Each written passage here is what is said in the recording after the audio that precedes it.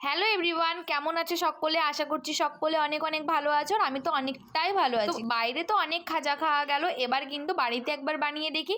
তো সেই জন্য কিন্তু দেখো সব কিছু নিয়ে বসে পড়েছি, আর কিন্তু এখানে তৈরিও করছি আমরা। এটা কিভাবে বানানো যায় সেটা কিন্তু অবশ্যই পুরো ভিডিওটা না দেখলে কেউই বুঝতে পারবে না। তো পুরো ভিডিওটা দেখো।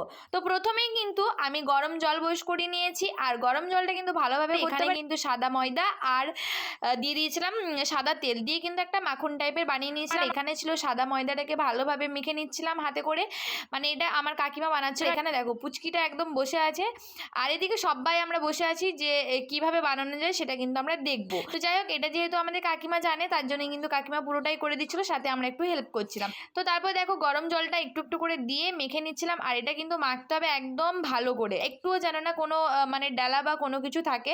তো পুরো দেখো একদম নরম নরম করে বেশ সুন্দর মেখে নিয়েছি, আর এদের তো খুব মজা, সাথে আমরাও খুব মজা করছি, এনজয় করছি। তো এগুলো তো তোমরা সবাই জানো যে এগুলো আমার দিদির বাড়িতে পাঠানো হবে, তার জন্যই কিন্তু বানানো হচ্ছে বাড়ির হাতের কিছু জিনিস। আর প্রথমে দেখো এগুলো কিন্তু ডালা ডালা করে নিয়েছে, মানে রুটির মতো গোল গোল করে বেলে নিয়েছে। আর তারপরেই দেখো ওই যে মাখনটা বানানো ছিল সেই মাখনটা কিন্তু একটাতে দিয়ে দিল, তারপরে আরো একটা রুটি চাপিয়ে দিল, তার উপরে আরো একটা দিতে পারে। তো তোমরা তিনটেও দিতে পারো, দুটোও দিতে পারো, খুব ছোট হলে তিনটে দিবে, বড় হলে দুটো দিবে। তো আমাদের এখানে দুটোই দিয়েছিল। তারপরেই কিন্তু রোল করে নিতে হবে, রোল করে নেওয়ার পরে দেখো সাইজ মতো কেটে নিতে হবে, আর কেটে নেওয়ার পরেই কিন্তু দেখো একটু আঙুলে করে বসিয়ে নিতে হবে, তারপরে কিন্তু এইভাবে বেলে নিতে হবে। দেখতেই পাচ্ছ কি দারুণ লাগছে, তাই না?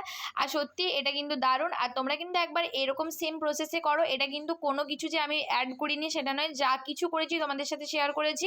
আর দেখো এখানে কিন্তু গরম তেলটাও হতে দিয়েছে, আর এখানে দেখো আমার মুখটা কত গ্লো করছে। হ্যাঁ, বাড়িতে থাকলে তো গ্লো করবে, বাইরে গেলে একদমই করে না, কেন কি জানি, ভগবান আমার সাথে কি করে। তো তারপরেই দেখো এখানে কিন্তু গরম গরম একদম দিয়ে দিয়েছে, আর এগুলো কিন্তু ছুরিতে করে করতে হচ্ছিল, কারণ খুন্তিতে তো হবে না, ছুরিটাই করে এরকম করে একটু ফুলিয়ে নিতে হবে যাতে ভিতরটা ভালো করে ভাজা হয়। লাল লাল করে ভাজতে হবে, খুব লালও করা চলবে না, নাহলে একটু অন্যরকম হয়ে যাবে। তো দেখো হালকা হালকা লাল লাল করে ভেজে নিয়েছে, আর দেখে তো এখনই মনে হচ্ছে খেয়ে নি।